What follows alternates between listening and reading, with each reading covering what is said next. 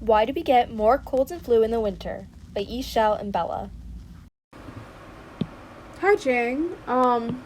So, if you ever gotten sick, actually, no, I know you've gotten sick. You had COVID earlier, which is, I guess works out because you'll you'll have this information fresh in your head. So usually when you get sick, you develop some common symptoms such as a runny nose, a stuffy nose, overall discomfort in the nose.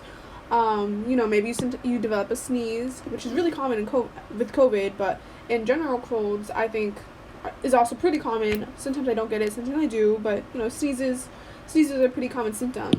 And we also have postnasal drip, which super irritating. It's mucus that doesn't come out the nostril, but comes out through the back tubes that go down your throat, and in general irritate your throat, causing you to develop coughs and sore throats. So, in general, a lot of these cold symptoms tend to appear and be rooted from your nose. But why is that? Have you ever wondered why your cold symptoms seem to appear from your nose and cause all other havoc? Well, let me tell you. When your body is first exposed to a pathogen or any sort of virus, it usually enters through your nose and your mouth. And these body parts are part of what we call the respiratory system, which is this beautiful, lovely diagram right here. But what we really want to focus on is this section right here, because this is what the first point of contact is for viruses that are trying to infect you and get you sick. So when the pathogen, let's go over here. When the pathogen enters your upper respiratory system, it goes in through your nostril, comes in here, and divides and multiplies. And when that happens, it can. Oh no! I'm a little nervous. Oh, okay. Well, one more, 3 times the charm. Oh no. Okay, there we go. So when that happens, and it divides and multiplies, here we have the good cells in your body that kind of maintain your bodily functions. It comes in, divides and multiplies, and starts killing your cells and impairing your cell function, which is something you don't want to happen, because when your cells are not functioning right, everything's just going to get messed up, and that's how you get the cold. So since your nose and your mouth are the first point of contact, it's also the first part of your body that is just the first part of your body that starts up the immunity defense when it detects some sort of virus coming in that's like foreign to the body, and it detects it's like multiplying, dividing, and trying to infect you. So these symptoms, the cold of a cold, which are like runny nose, sneezing, postnasal drip, are not necessarily a sign of what the virus is doing to you. Actually, it's not necessarily. It's not a sign. It's actually a sign of your immune system defending itself, which is pretty cool. While they may be microscopic, one big component in stopping you from getting sick are extracellular vesicles, which are tiny lipid-bound sacs filled with fluid. In a new study conducted by Northeastern and Mass Eye and Ear, they tested what would happen if 3 different viruses entered your nose. They tested what would happen if 2 different rhinoviruses, the virus that causes most common colds, or a coronavirus tried to enter your system. They found that EVs, extracellular vesicles, were released when viruses were detected by TLR3, or toll-like receptor 3, in nasal epithelial cells.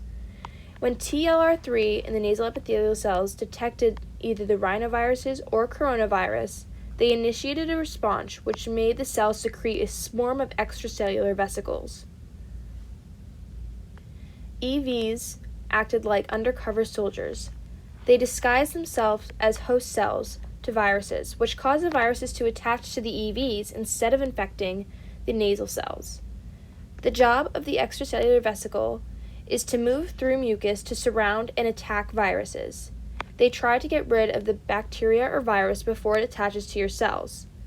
It was also found that EVs transport antibacterial proteins from the front of the nose to the back, which prevents bacteria from infecting other cells, stopping further spread. Without these extracellular vesicles, you would get many infections which could lead to serious illnesses. Before this groundbreaking study, many people had some hypotheses as to why we get more sick in the winter. Many people believe that because we are inside more often, we are able to spread viruses more easily, as shown here. People also believe that because days are shorter, meaning there is less sun, that people are not getting enough vitamin D, which could make them more susceptible to infections. So, though these theories are true to some extent, the largest contributor to people getting sick more often in the winter is the ambient temperature of your nasal cavity, which is right here. And if you recall from the previous diagram, the nasal cavity is, we can go over here. The nasal cavity is just this section right here that connects to your nose and is kind of behind your cheeks. So let's go over here. So since the nasal cavity is one of the closest parts of your body exposed to the outside environment, it's more sensitive to temperature changes. And I'm not really sure. Here we go.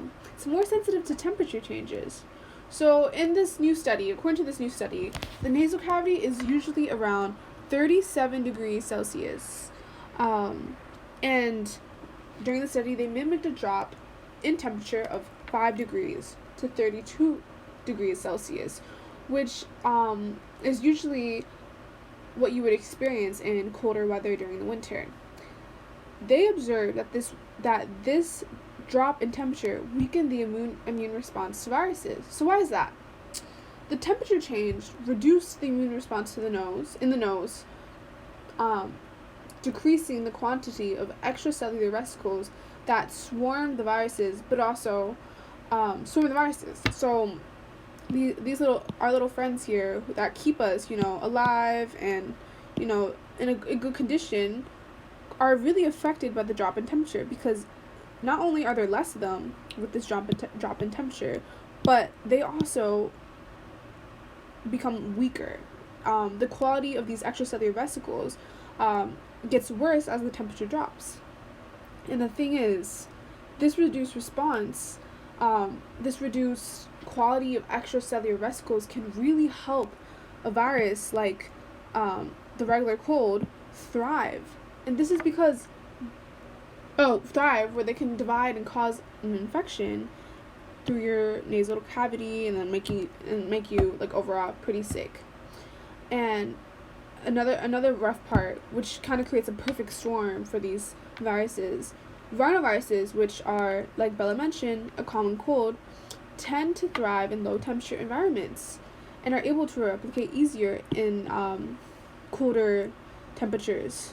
So when this happens and your extracellular vesicles, get weaker, there's less of them, these rhinoviruses can come in and then they can divide and multiply and create a perfect storm, making you sick.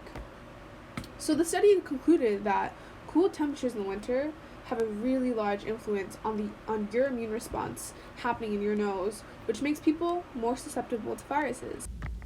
Because of this new research, there is hope to incorporate EVs in medicine as a way to prevent cold and flu. And while we do not have any special scientific credits, based on these findings, we have curated some recommendations for you in order to try and stay healthy. We suggest that when it is cold out, use either a scarf or a mask to cover your nose to keep the air warm and keep EVs functioning and protecting you. We also propose making a device similar to a nose plug that would pump warm air into your nose. Here is an example of what it would look like, as shown through Dune. Thank you.